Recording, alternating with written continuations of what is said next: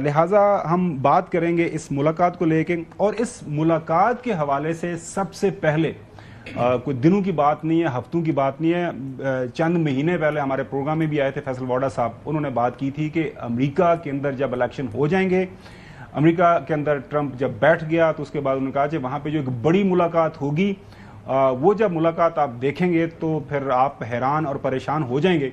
इस मुलाकात को लेके पाकिस्तान के अंदर तो हैरानी परेशानी है ही है, पूरी दुनिया के अंदर खासतौर पर इंडिया के अंदर हम देख रहे हैं कि वहां पे काफ़ी ज़्यादा जो है ना वो मातम हो रहा है, काफ़ी ज़्यादा परेशानी है कि ये क्या हो गया।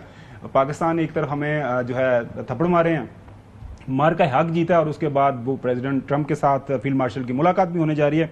तो सर फैसल वाडा साहब, बहुत शुक्रिया प्रोग्राम में शिरकत का।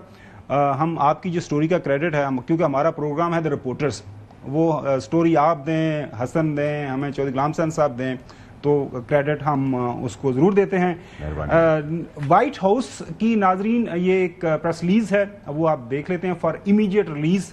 ये गुज़िश्ता रोज़ की प्रेस रिलीज है, daily guidance and press schedule for Wednesday, आज के दिन की 18 जून का बताया गया है। और जो है lunch with the chief of army staff of the Islamic Republic of Pakistan है, ये एक क्लोज प्रेस इवेंट होगा। आम जो वहाँ हालात में जब भी कोई लीडर मिलता है प्रेसिडेंट से, अमेरिकन प्रेसिडेंट, मीडिया को इनवाइट किया जाता है, लेकिन ये क्लोज मीटिंग होगी। और इस मीटिंग में तमाम जो अहम ओहदेदार हैं अमेरिकी इंतजामिया के, उनके वाइस प्रेसिडेंट, उनके सेक्रेटरी ऑफ द स्टेट, उनके सेक्रेटरी ऑफ द डिफेंस, उनकी मिलिट्री क़यादत, तमाम लोग वहाँ पे मौजूद होंगे। तो कंप्रीहेंसिव डिस्कशंस होने की वहाँ पे तवक्को है।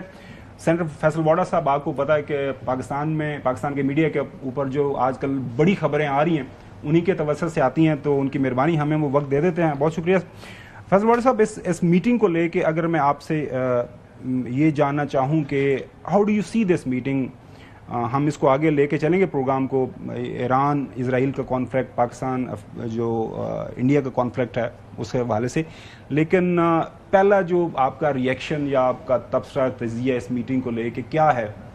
बेसिक पॉलिटिशियन, इस मीटिंग के पाकिस्तान के ऊपर, पाकिस्तान की सियासत, पाकिस्तान की ओवरऑल गवर्नेंस, पाकिस्तान की जो मुआशी हालत है उसके ऊपर क्या असर पड़े? बहुत शुक्रिया गुमन साहब आपका, आप सबका बहुत शुक्रिया। देखिए गुमन साहब, सबसे पहले तो ये कि मेरे पास, मैंने तो आपको 2-2.5 महीने से पहले ही, 3-4 महीने में भी अगर आप उसको गिने तो एक्साइटमेंट मेरे अंदर थी जब मैंने आप ही के शो पे आके ये बात ब्रेक की थी। और आपको शुक्रिया कि आपको याद रहे, आपने उसका क्रेडिट भी दिया। आपका सोर्स ही हम जानेंगे, लेकिन ये बड़ी खबर है। देखिए सर, उस वक्त भी मैं मुल्क से बाहर से आया था, और अब भी मैं कुछ दिनों के बाद बजट पास हो जाए तो उसके बाद मुल्क से बाहर जा रहा हूँ 25-30 दिन के लिए। तो देखिए, ये तो एक बहुत ही ज़बरदस्त और एक खुशाइन और एक बहुत बड़ी खबर पाकिस्तान के लिए, मुस्बत, पॉजिटिव, कि एक तो जीता हुआ सफर सलार गया है।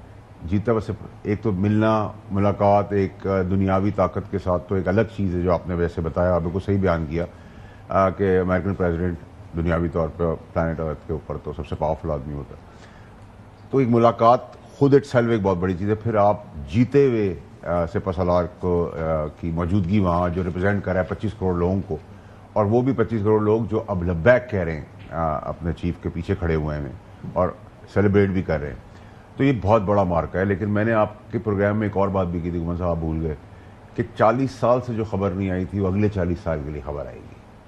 तो मैं वो एक्साइटमेंट या वो जो मुस्बत खबर लेके चीफ वापस आएंगे इंशाल्लाह, तो वो ICPR उसको बयान करे या गवर्नमेंट उसको अनाउंस करे, उसका वेट करूंगा। उसमें फिर जो यकीनी तौर पर ये मुआशी एतबार से होगी, मुआशी भी है और अदरवाइज भी पाकिस्तान और पाकिस्तान की फौज और उसके दिफा के साथ स्ट्रेटेजिक जो एंगेजमेंट सर, तो माशी तो इसमें डेफिनेटली है।